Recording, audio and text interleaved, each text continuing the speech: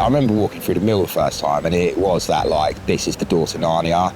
You go through that dark room, you know, the water's rushing through there, and there's all cobwebs, and it's cold, you know, it's got a chill to it inside it. And then you go through that little tunnel, and it's just like, that, to me, I imagine to be like, you know, going through that wardrobe into a different world.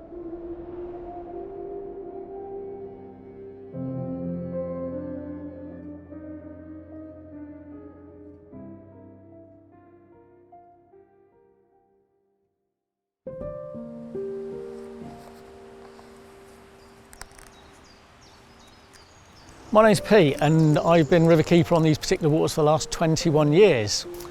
And I manage the fishery with my able assistant Johnny, who helps me manage the 13 miles of main river and carrier systems we have here on the estate. We are located just below the cathedral city of Salisbury, and the fishery totals some 13 miles, probably 7 miles of main river, and the rest is made up of associated carrier and stream systems. The river is home to a vast array of different species of fish, once famous for the large roach that resided here, which are now making a comeback. Big stocks of chub, barbel, perch, large pike, bream, pretty much all the species you would have managed to find in a healthy river system. There's also carp. Now, carp have been here ever since I've been here, and whilst not indigenous, they obviously came in over the years, and looking back and documenting it, speaking to people, they were probably here at least 40 years ago, possibly through floods and whatever other means, and have found these particular waters to their liking and have found a niche amongst all the other fish and seem to have settled in with all the other species.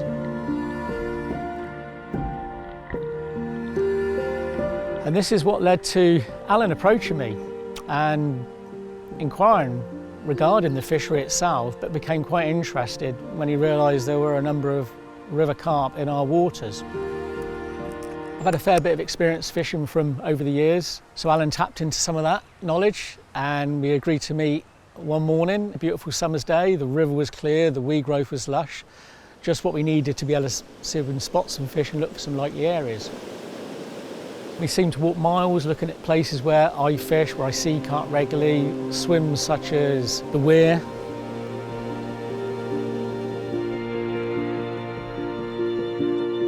the Iron Bridge,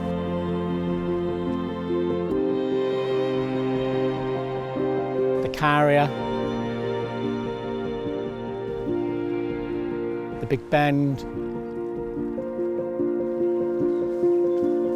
the Canopy.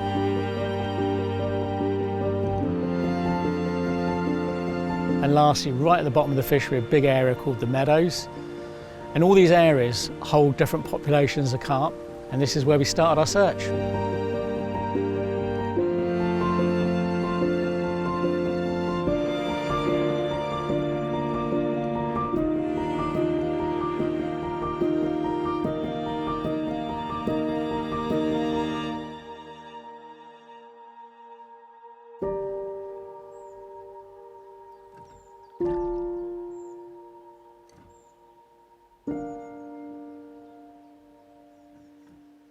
What a day. What a place. It is a proper playground. I've loved every minute of it, and it's not even June the 16th yet. Saying that, the sun is dropping behind these trees now, and I've probably got about 4 or 5 hours before it's time to get the rods into position. Gonna have a lovely barbecue, but before we do that, I'm gonna get my sleep system on my rods up to where I'm gonna do the night. It has been very, very difficult choosing a swim. Like I've seen a small percentage of the entire estate today, really a small percentage, maybe 3 or 4%. And yeah, everywhere looks good, but I've decided I'm gonna go where we first started off this morning, quite close to the big weir. It's nice and deep there, and the area on the opposite bank is an area where I saw the 4 largest carp today. So hopefully they move in. I've put a little bit of bait in, gonna get a couple of rods out at midnight and keep my fingers crossed. It's usually quite an anticlimax June the 16th, but you never know. If the rods are in the water, there's always a chance. What I'm most looking forward to is getting up nice and early tomorrow and continuing to explore this amazing place.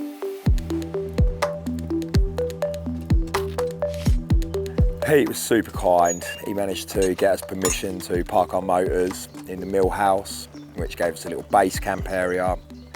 Before getting the rods all sorted, I actually went for a bit of a mission to the top of the fishery.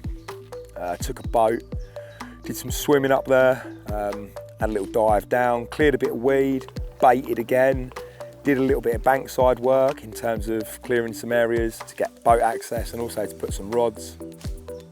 And then I paddled downriver with a single oar, checking out other likely looking areas. There was some big groins, lots of overhangs, shallows, deeps, big gullies, massive bends.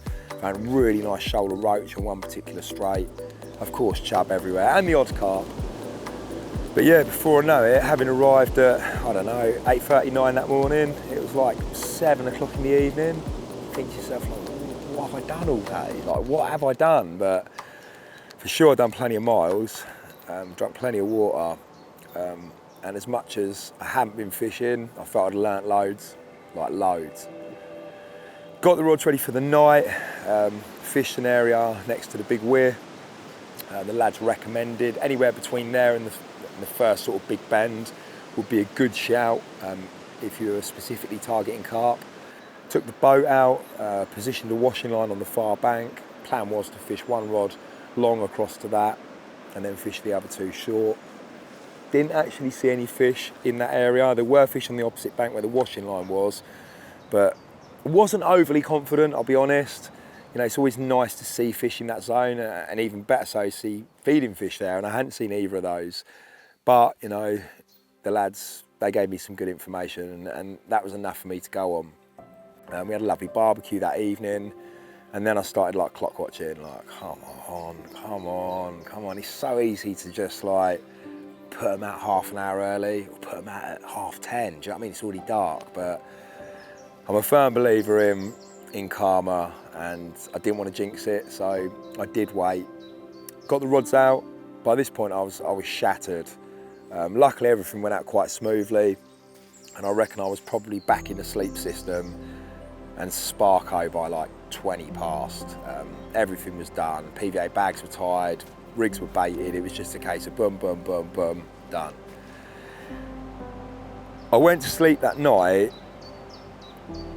This isn't negative, it's just the realism of the situation. Almost knowing I weren't going to get a bite, I decided to fish incredibly crude rigs. You know, I go as far as saying not something I'd have ever used before. You might be thinking, well, why doing that? Like, you don't know the venue, you've not fished it before. Why are you now creating some new fancy wonder rig? It weren't that kind of rig. It was like evaluating the situation. I'd seen a lot of bream. I'd seen a stupid amount of chub. And it was kind of thinking, how can I get some rigs out but not be up for the entire night catching bream and chub? Big bait, the chub's mouths are big, you know, even like a 24 or even a double 24, they'll still be able to take them. So I thought I'll try the real long hair approach. Just whipped up some very simple KDs, size 2 Fang X's, long 25-pound armour link hook links, and then big long hairs with cultured hook baits. And I kind of put those rods out thinking, if the carp ain't 20 pounds or bigger, it ain't gonna be able to take it, you know? And lo and behold, I woke up the following morning, not despondent or disappointed, because I kind of like mentally prepared myself that I was going to blank, and I did. It was then a bit weird. I had to do a few bits to camera with the boys. The sun had come right up over the top of the trees and I'd totally written it off. We'd made so much noise, we had having brews, we had a bit of breakfast, very, very close to where I had been fishing that night before. I thought there would never be any carp near here. And Dan actually asked me to reel a rod in. He just wanted to get some cutaway shots, and I don't know why I did, but I crept into the swim. Maybe it was just like instinct, because I've been doing it through the night and earlier on that morning, but I crept in even though I didn't think there'd be anything there. It was mental. There was like 2 down on the spot, and then there was 3 more, and then there was another one, and then there was 2 more coming in. There was just carp everywhere, like there, like right, literally off my rod tip. I backed out real slowly. Dan, there's bare fish down there. We sat it out for another, I don't know, hour. I actually replaced one of the rods because I didn't understand why I hadn't had a pickup. Replaced the rod, did it with minimal disturbance. Carp was still there, but they were a bit more on edge now. The hour passed and no further opportunity presented itself. I did and I was sitting put, you know, there's fish there in front of me. but I just wanted to go exploring. You know, it was the 16th now, I can actually fish. I don't just need to wander around with buckets of bait and bait droppers and rakes, and I can fish now. So yeah, we went off fishing. Went back to base camp, had a little sort out, stripped everything down, got rid of the barrow, left the sleep system behind, and just prepared the rods and net, some bite alarms, unhooking mat, bucket of bait, and my recon rucksack with my tackle inside. And headed down the carrier. It's renowned on the estate for having, you know, a good number of carp in it, sort of a dead straight, almost canalised stretch of river, locked at either end so the fish can't go anywhere, but it's lengthy. I don't know how much is accessible, maybe half of it, maybe a third. The rest, you know, I tried to get through it, it's total jungle. I'll have to come back with the shears to even make an attempt to get down it. And yeah, found some fish, fed them. Trout were a big problem. The venue's full of rainbows, you know, to the point that it stipulates in the rules that if you catch one, it must be killed. I actually only hooked one and it fell off, so it did avoid the old priest. But yeah, the trout were a big problem, lots of liners, lots of pickups, and I weren't sure it was going to happen. I was actually standing over a rod. There was probably 3 or 4 carp coming out from under a big bush, having a little feed on the gravel. Then the big orange one turned up, like 15, 16, 17 pounds, really incredible fish to watch in the water.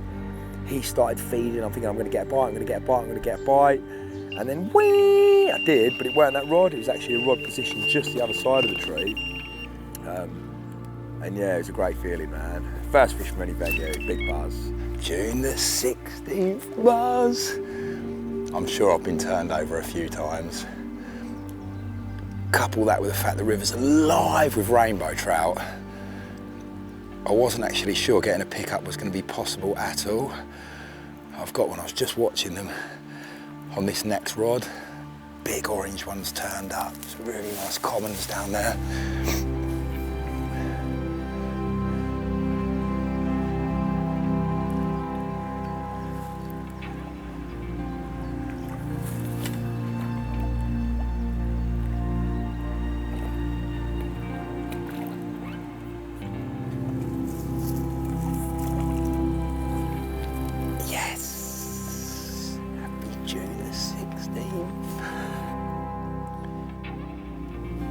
Now, he may be small, but I'm going to take that as a huge result. There's not been many June the 16th when I've actually caught carp. I think the last time was maybe 4 or 5 years ago. So to get one on the 16th itself, that really is special to me. It's been super fun watching them. They're certainly about, but they're very, very on edge, coy, clever little carp. So yeah, to get one feels really, really good. I'm going to leave them in peace now. Leave the Barford carrier and go and have a look on the main river. I've got a couple of spots primed. Hopefully there'll be a few fish there, and we can carry on with this amazing, amazing mini campaign.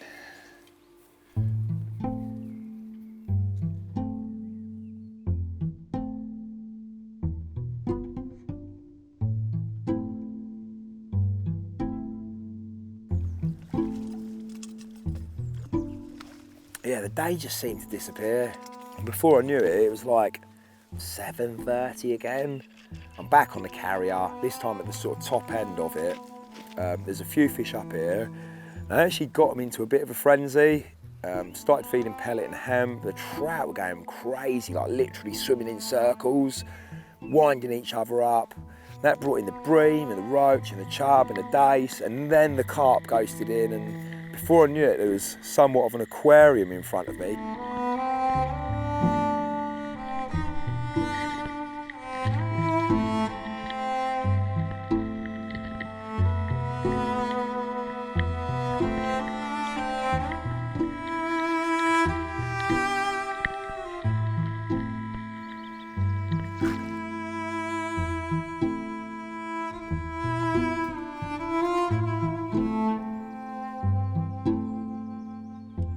Got a couple of rods into position, had another lovely barbecue, and yeah, that night managed to nick 3 bites, 3 commons, all very, very different and unique, which is, you know, what I was saying about the river. You know, you can fish these venues nowadays where they'll see stockings from maybe 1 or potentially 2 fish farmers.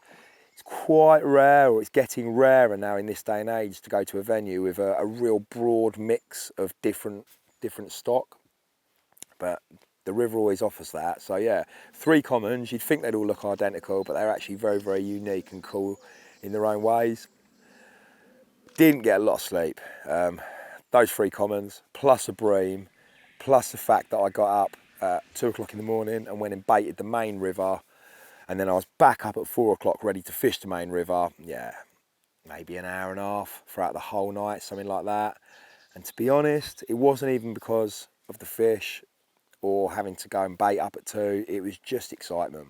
I really was struggling to sleep. A couple of times I thought about just going through, I'll just make another coffee and sit up, but I knew it would be detrimental today, and to be honest, I am feeling it loads now, so I'm glad I got the little bit I did, but I was so excited for this morning.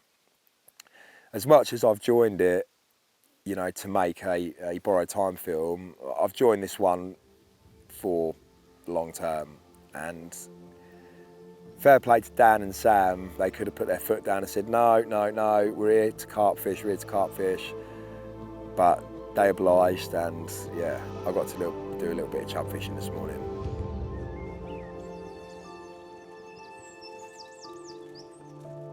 Carp fishing is really exhausting. Mentally, physically, emotionally. It's just so nice about just catapulting maggots and watching a float from one swim with your net, your bait, pouch, fishing.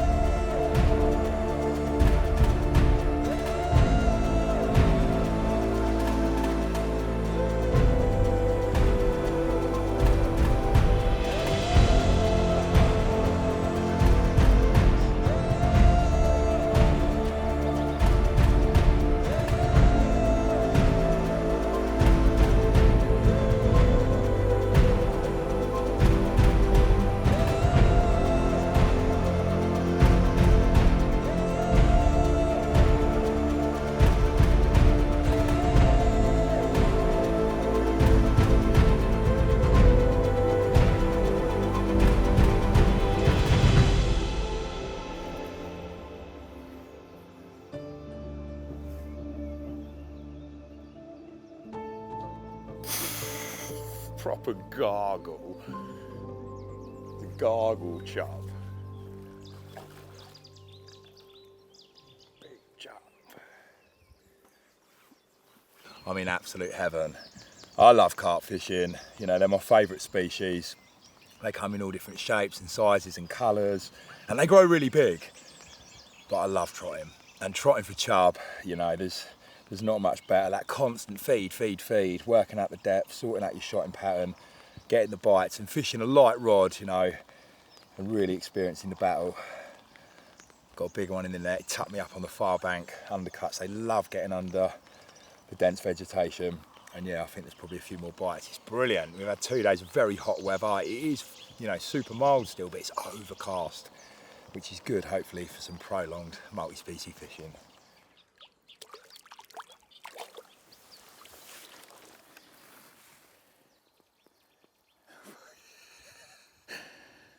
Six. 6 on the stick flow. I'm literally mind blown. They're much bigger than I thought. Just had a brace of 5s. This one's gone 6. There's definitely bigger ones down there. There's probably 2 or 3 7s. It looks like it anyway. They're sort of bigger fish, they're a lot longer, not quite as deep, but who knows. I'm gonna get this back, carry on feeding quite heavily now, see if we can get them up in the water and taking maggot, see if we can get some more big uns. What a start to the season. Proper magical. I know it's early days, but I have properly fallen in love with it, and I cannot wait for a couple of weeks' time where I'm back down here, this time for a minimum of 4 nights. I might even be able to squeeze 5 in. John Bailey's coming down with me. Gonna do some fishing. Gonna try for my first proper big barbel, rolling meat through the weed, and definitely continue to catch some of these amazing carp. It was so nice to be driving back down here. It's definitely been on my mind since the very first session. What am I gonna do? Where am I gonna go? Am I gonna find new bits of river this time? New places to explore. So yeah, I was really excited on the drive down here. However, there was one thing sort of hanging over me, and that was the previous session, the first session. I spoke to Johnny and Pete about Downton, I think that's the name of the small village, and how from sort of the main weir itself, the main sort of Hampshire Avon runs down into this village of Downton. And it would probably be worth my while to go and have a look down there. It's done river carp to over 30 pounds in the past. Johnny had personally seen some last June the 16th, some nice ones as well, one particular mirror that, you know, it's always difficult to put an accurate sort of estimation on it, but he says comfortably it was a mid-30. He saw with it a common that he recognised that's been caught a couple of times at over 30 pounds. So yeah, with this information, it was very difficult to think about going and looking anywhere else. And that's exactly what I did when I got down this time. It was a case of parking at the trout farm, coming across 3 or 4 fields, through some gates, with the boat, with the engine, with the batteries, bait dropper, lots of bait. I was going searching. I wanted to try and get eyes on these carp. I spent that morning going up and down this particular stretch, both on the bank walking as far up as Barford Island, all the way down to the weir, or on the boat sort of running down the centre from this sort of area here, which is the meadows, I think. Certainly feels like it's beautiful. Again, all the way down to the weir. And I saw nothing, absolutely nothing. I've spent years now telling myself, don't go fishing till you can find them. Don't go fishing till you can find them. Don't go, you know, it's kind of been my absolute motto. I can't find them. I can't find them. And luckily, jumping forward a little bit, on the second morning, Johnny came up to see me. He's asking me how it's going, and I explained what I've just explained now. You know, I've been out in the boat, Johnny. You know, I've got access down the centre of the river. Good viz, left and right, sculling with a single oar. No noisy engine, nice and quiet. Just gliding down. He said, listen, don't expect to see him. There's so much weed out there, you know, they could be tucked up under one raft, you know, and you've just gone past them and missed them at that moment. So it was really nice to hear that, really reassuring that, yeah, shouldn't be expecting to see him. But that hasn't helped me, because I want to see him.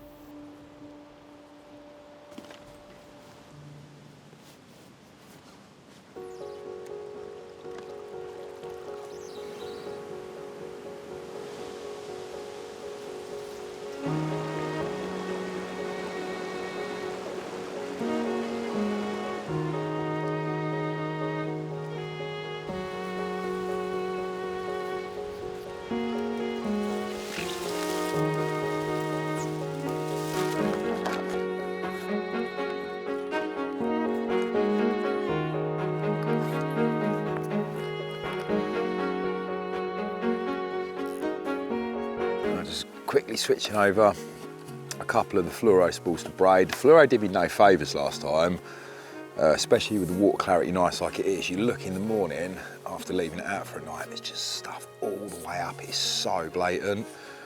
But that's not really the reason for switching over. However, saying that, I probably should just switch over to bullet mono. I'm whacking this braid on now because I'm definitely going to fish a couple of washing lines. There's a carrier on the opposite bank, just on this bend, looks really nice, and I'll definitely fish a washing line across to that. And then there's a really interesting tree. You wouldn't really call it a snag, like when I've been out here in the boat and around it, there's not really any woodwork in the water, but it's coming over the water quite significantly, and it's got some decent branches on it that I'll be able to connect a washing line clip to, and then yeah, fish braid to that. You can tighten the braid up that little bit better into the clip itself. And to be honest, braid will do me no harm in this river, just because of the sheer amount of cabbages there are. Hopefully it will help rip through should I hook anything. half decent.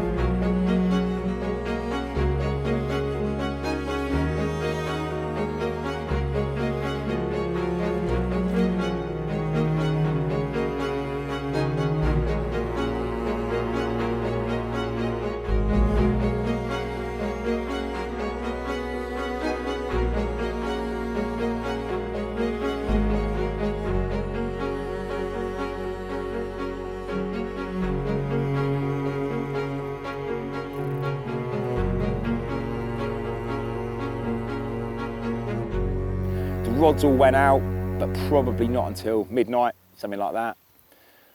Everything was perfect. Everything was perfect. I'd been out in the boat, I'd used the underwater camera, I'd washing lined them, so I've got no line cutting through the river itself. It means nothing's building up on the line, nothing's dragging the rig out of position, nothing's making it look untoward. I'd gone right across the river and come back on nice slopes, backleaded everything down. I honestly stood there that first morning and thought, there's not more I could do, other than having ensured there was carp here before I went through that process, which was what I hadn't done.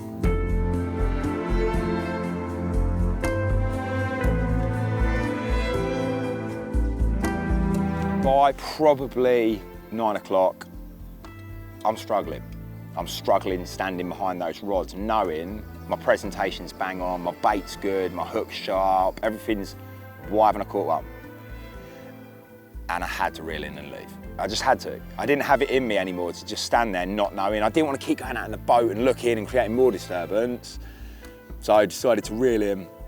And something I'm still very bad at within my angling is devoting enough time to something, becoming so impatient that I leave too quickly or make a change too quickly. And I knew going into this particular 4-day chunk of angling, I needed to not be a headless chicken constantly. I needed to like pick somewhere, either with form or where I'd seen fish, and just ride it out and fish. So I knew those rods had to be replaced. I just didn't want to quite do it yet.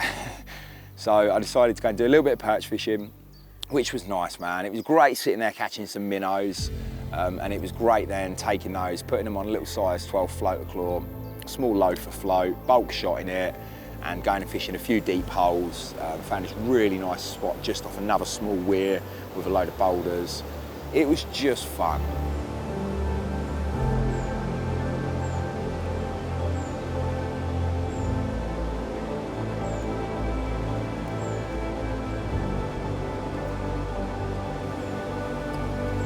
Yes, better perch. Oh, look, see the other one trying to eat it. That was mental. And again, I actually see one flash there. Yeah, look, look, look, there's two. Come on.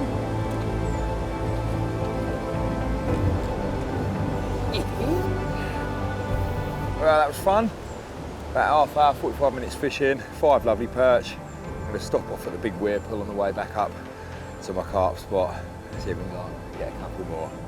Such a cool fish to fish for.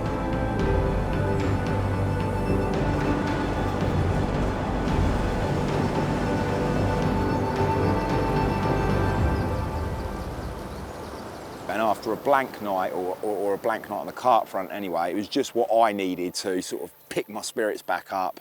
On the walk back, I actually found some really nice roach, but by this point, the weather had come in. I knew it was due, you know, big storm. That storm never actually really arrived, not thunder and lightning anyway, but wow, did it rain, you know. However, under this particular canopy, I found some tidy roach that I couldn't simply ignore. I decided to go and get a little tip rod. I should have float fished for them, but the canopy was so low, I just wouldn't have been able to strike and get anything to the net. But I did have a little 8-foot Darren Valley tackle box rod with a super light tip in it, a little glass tip, 1/4 ounce, I think. And yeah, I went back there, fished a small cage feeder with a little bit of liquidised bread, a little bit of ground bait. And yeah, managed a few nice roach before the rain just got too much. It was actually in my boots. Yeah, soaked to the bone, literally. Fresh set of clothes, pick yourself back up. It's now probably 7 o'clock, something like that, not too late. And those rods went out for the night. but this time with very little disturbance. The washing line clips were already in situ, the rigs were already prepped and done, everything was done. It was a case of out, place rig perfectly, goggles on, or if it got too bad, the light, underwater camera down, rig's perfect, everything done. And I went to sleep again that night thinking, what more can I do?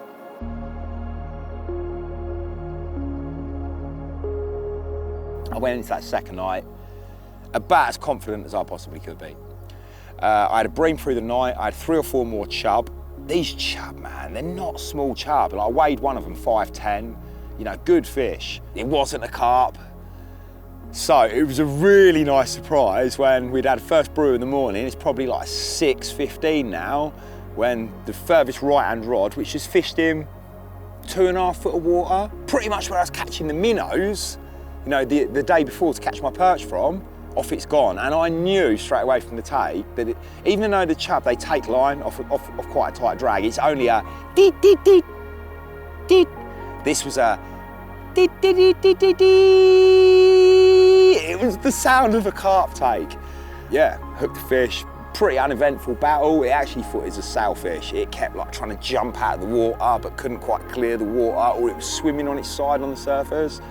Very, very strange. I was somewhat overgunned for it as well. I had 3.5 scopes, you know, proper heavy gear, so I could kind of like quite quickly coax it into the net. And yeah, it was a result, a right result. Certainly not a giant, but a really interesting fish. He had a funny mouth, bit of a lockjaw mouth, really small, old, buckled fins. He was just an old one. He's probably been that size forever, and he's going to stay that size to the day he dies. Just a real old carp. It has been really hard going on the carp front, and I was starting to doubt lots of things. None more so than, was I in the right spot? Were they going to come up here? But yeah, they did. Got a bite this morning, and I literally got in the net and the heavens opened once more. The weather has been all over the place, but I'm happy. It brought this little fella upriver, and yeah, managed to nick a bite. Short arm link, hook link, double tiger nut, maybe 20 tigers sort of scattered down the run of gravel. Yeah, right buzz, man. John's turning up soon. Can't wait to see him. Got an exciting couple of days planned, which hopefully involve plenty more carp, but also maybe a barbel or two, or maybe even a big roach.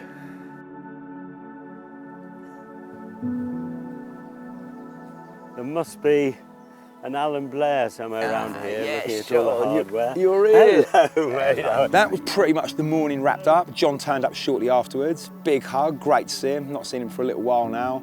And the plan for the next 2 days was to spend some time in his great company. He was going to show me around Longford, even though Pete and Johnny had done a fantastic job. You know, John fished the syndicate for about 10, 11, 12 years, about 10 years ago, so he knows the venue very, very well, and we were going to go for a nice big walk together. He was going to identify areas where he'd caught carp from previously, because he's had some mega success down here. Also showed me some good barbel haunts, and yeah, later on that afternoon the plan was to do a little bit of barbel fishing into the evening together.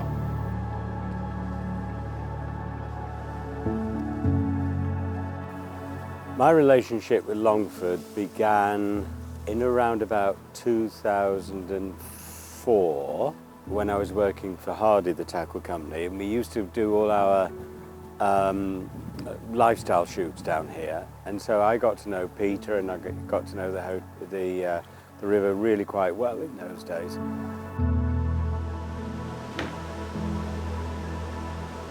When I was growing up, the Hampshire Avon, it's hard for youngsters to understand the imaginative power the Hampshire Avon had was absolutely colossal. I mean, it was the river, and I started reading the Angling Times in the late 1950s, and it was all about the Hampshire Avon. Everybody wanted to fish the Hampshire Avon. It was every kid's dream.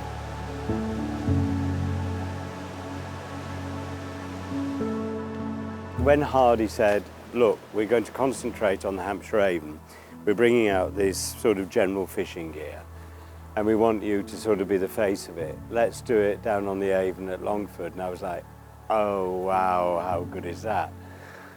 And so I fished it a fair bit between about 2004 and 2005. 13, 14, so I had about 10 years on it. And most of the time I was either taking photographs or I was taking hardy guests or whatever. So I didn't get a huge amount to actually fish it. And of course, it's a nightmare river in some ways because you see these amazing fish and you're on the Hampshire Avon, you know, which, as I say, people of my generation, it's almost like being in heaven itself. You see these huge fish, but they are very difficult.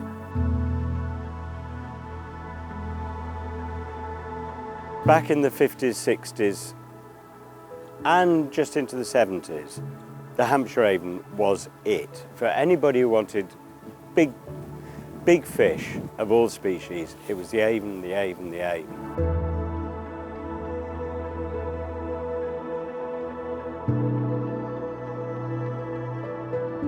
As I say, when I was a kid, most of the anglers that I used to watch were really skilled. You know, they could really work a float, they could work a centre pin, they could read waters. There was no such thing as stocked fish. Everything they tried to catch was wild. And to do that, they had to be bloody good anglers. And I think now, in some ways, the method and the bait has taken over and, if you like, papered over the cracks in people's knowledge and ability. And I just love. Why do I like Alan so much? I know this sounds, he's not here so I can say this. Why do I like him so much? Because he loves carp, he loves pike, he loves dace, he loves grayling, he loves float fishing, he loves touch ledgering, he loves this, he loves that. Exactly what a coarse angler should be.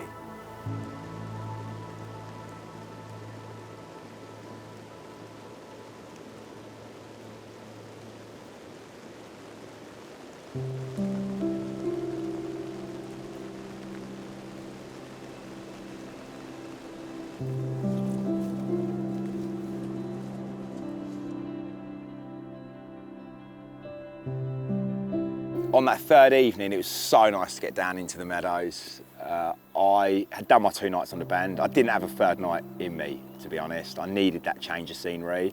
I baited this area on the Monday when I arrived. Coming back across the field with a power barrow, I'm thinking, has it all been eaten? Has it all been eaten?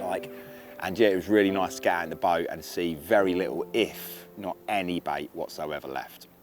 So it was a frantic case of, as quietly as possible, creeping around, getting the rods out, again fishing the washing line to keep some line suspended out of the water. Fished a couple of the rods short. It's very, very deep on this inside margin here. There's a lovely slack over the back, lily pads, nice polished sort of fine shingly sand gravel. It's a bit more coarse through here, a bit more stony, but very, very clear. And it's deep, you know, in comparison to everything upstream of me and downstream. This is the sort of deepest bit of this particular stretch. Yeah. This was it. This was the night. I was catching a big carp tonight. Chub, and another chub, and another chub. And what I've learned about Hampshire Avon chub is, don't use boilies. Any chub anglers watching it, don't use boilies, don't use casters, don't use maggot, hemp, all cheese paste. No. Tiger nuts. They love a tiger nut, love a tiger nut. I've always fished since I've been here, rods on boilies, rods on tigers, and they much prefer the tiger nuts. I half wonder whether it's like the whole crayfish thing and their teeth and that. They like crushing the crayfish and they love crushing those nuts up, don't know. But it was a night of plenty more chub, no carp. Got up, again, very, very early, watched, looked, listened, sat here praying that I'd get not one of those deet takes, that full. It never happened. I decided to knock it on the head quite late. I wanted to ride it out, you know, to like 11 o'clock and did ride it out to sort of mid-morning. Went up and spent a lovely hour or two out in the river, in the waders, trotting with John, which is something that I love to do, he loves to do it. It's a great way to pass the time, you know. Yes, you can talk about fishing, but we were just catching up on life and the world around us, and in between that, you're catching little trout and dace and chub and grayling. Yeah, really, really nice way to spend some time.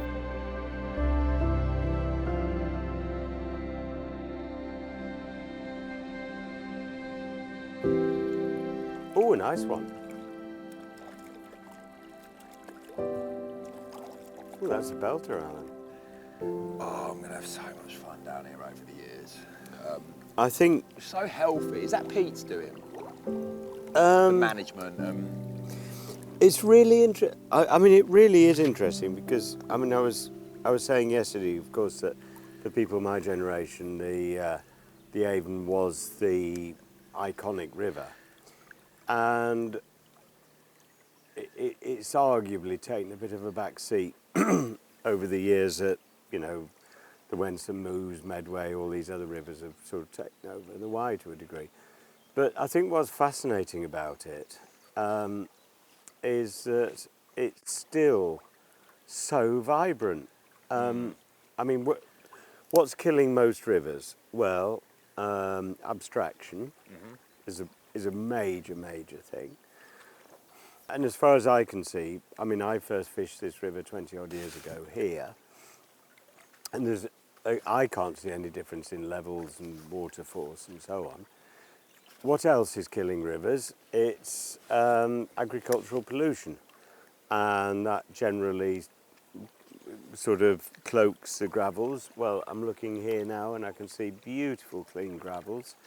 I can see fantastic ranunculus beds. I mean, really, to my eye, it's exactly the perfect river it was 20 years ago, Alan. You know, and I'm would not you say exactly, that's rare, John, in this day and age? I know with regards to the Wensum and stuff, it's hugely rare. Yeah. I mean, as you know, like you, for my work, I travel all over the country, and I probably visit 30, 40 rivers a year, and I would say it's close on unique. Wow. You know, I don't think there are many rivers that I would go back to that are the same, appear in just as good a nick as they did 20 years ago. And to my untrained eye, all right, I'm not a biologist and I'm not taking water samples and so on, but to my untrained eye, this is as beautiful and as unspoiled as it was 20 years ago. That's and that incredible, is isn't a it? really, really big thing to say.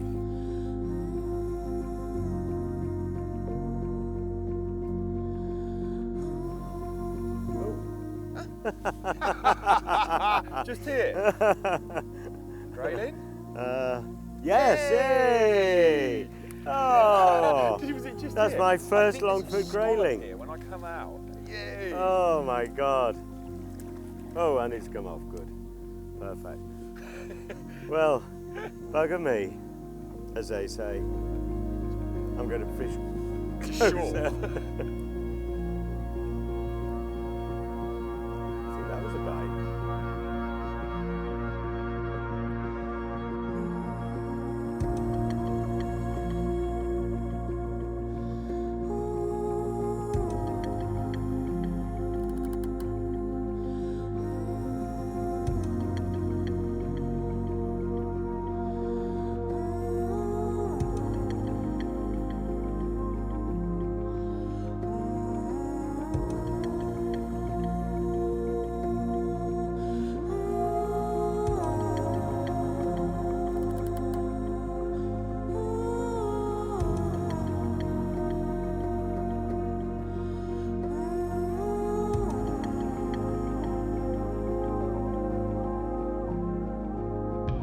I don't know what it is about me. I think if I only need a little tiny bone thrown. It could be just the smallest thing thrown to me, and that puts me up to like 100% positivity again. I don't know what it was, this one, what the catalyst was, but it would have been something I'd thought of or seen, or somebody's gone, no, tonight's the night. It's happening tonight. So yeah, with full integrity, they all went out again. You know, I actually, for the first night in the 4 nights, I managed to sit down on the grass and have a barbecue. We caught some rainbow trout earlier in the day, barbecued one of those, had a beautiful steak, and actually enjoy the moment rather than rushing around to try and get them out before dark or before midnight. So yeah, yesterday evening was pretty chilled. The boys got an early night. I stayed up till probably 11, 11:30, and just on dark, they actually both heard it from their bivvies, a fish went over twice that displaced water. Now, I was standing by the river feeding bread, trying to get the chub to come up and take. It was big. It definitely weren't a chub, and it definitely weren't a bream. It could have been a trout, but it would have been one hell of a trout. likely salmon / possibly a pike or a carp. You know, so really you whittle it down to 3, salmon, pike or carp. If it was a pike and it was striking, it wouldn't have made the noise it had made, and I think it would have displaced more water, and maybe I'd have seen fish scatter. That never happened. The salmon, they tend to leap more. This was like, it created the ring. It created the ring where it was like, I don't know. Off the back of that, I heard it again, seen it again 15 minutes later in the same area, within sort of 20 metres. And that's what made me stand up for so long last night just watching, because I didn't want to hear or see a splash. I wanted the full, that's what I wanted. And I never saw that.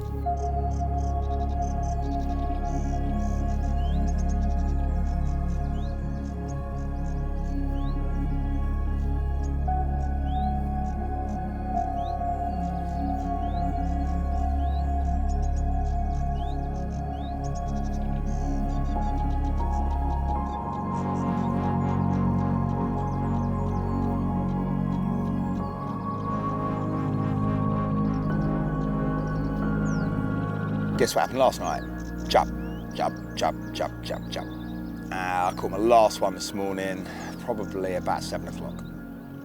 So another very disjointed night with little sleep and no carp. The rods are in now. There's actually one more to go here.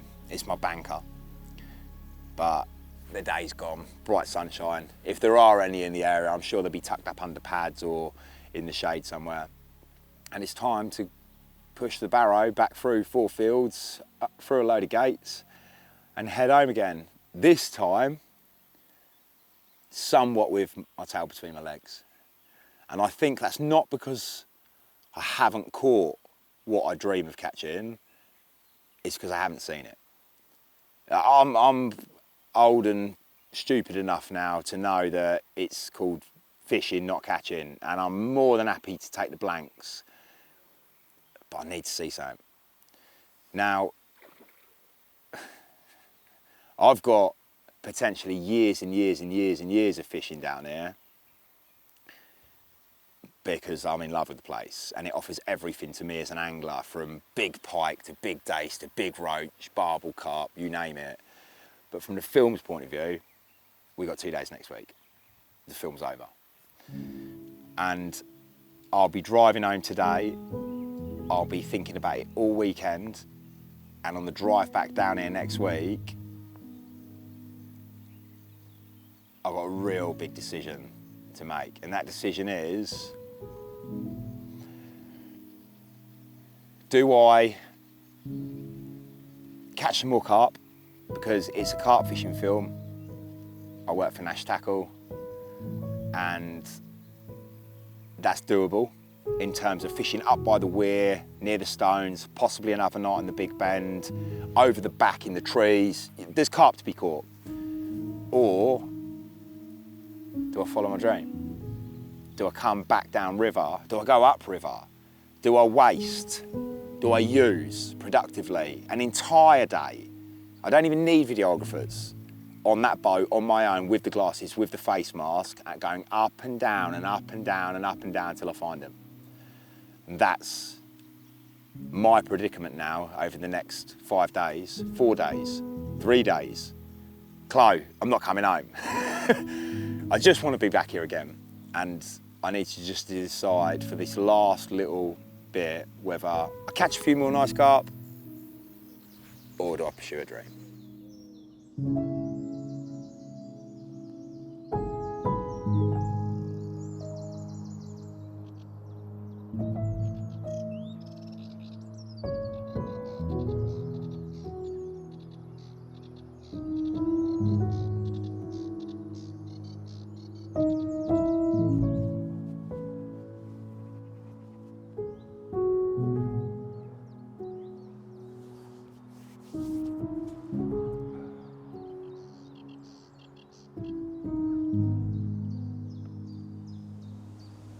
This is it.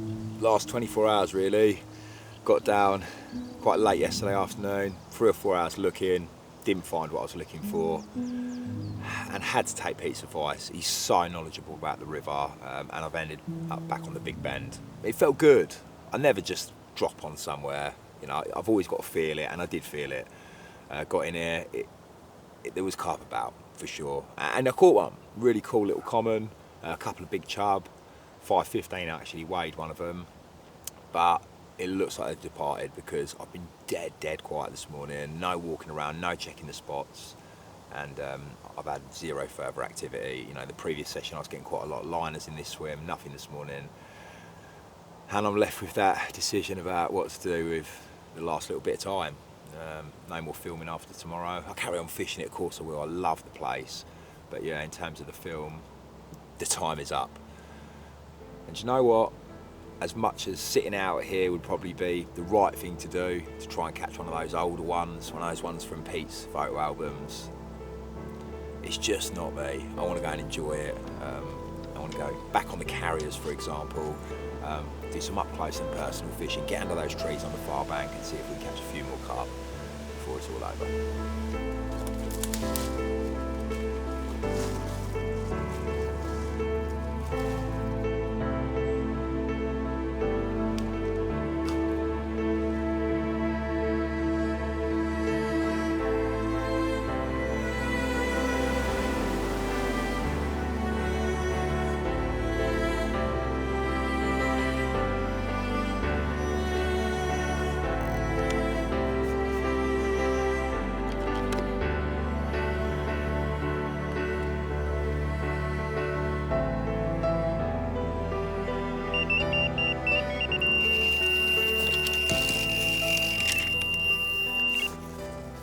That was so exciting.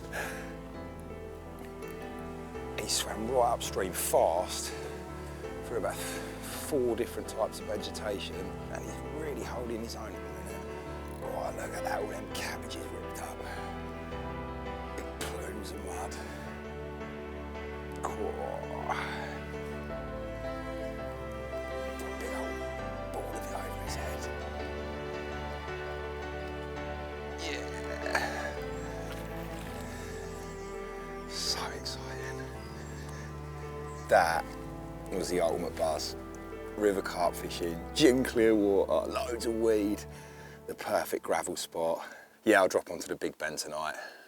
For the rest of the day, I'm going exploring, sight fishing, edge fishing, river carping.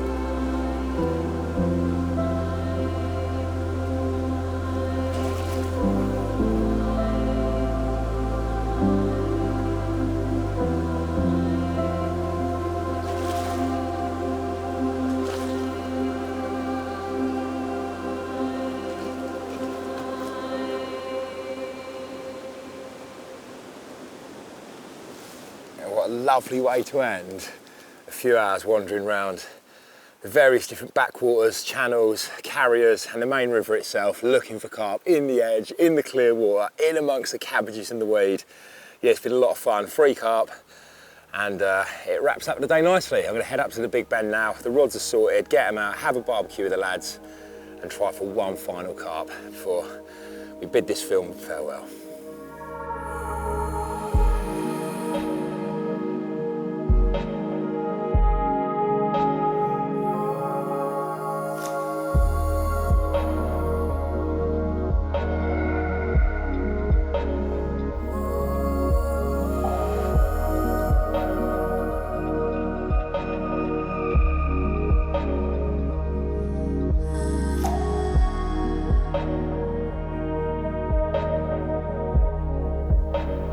Unbelievable. At least 2 otters have just come through. I don't actually think they've been all the way through yet. They're incredibly content along these back reeds, smashing their way through them. I really thought I heard 4 decent shows last night, but you know, one side of me I suppose 50-50 really, otters or maybe decent carp. As it was the otters.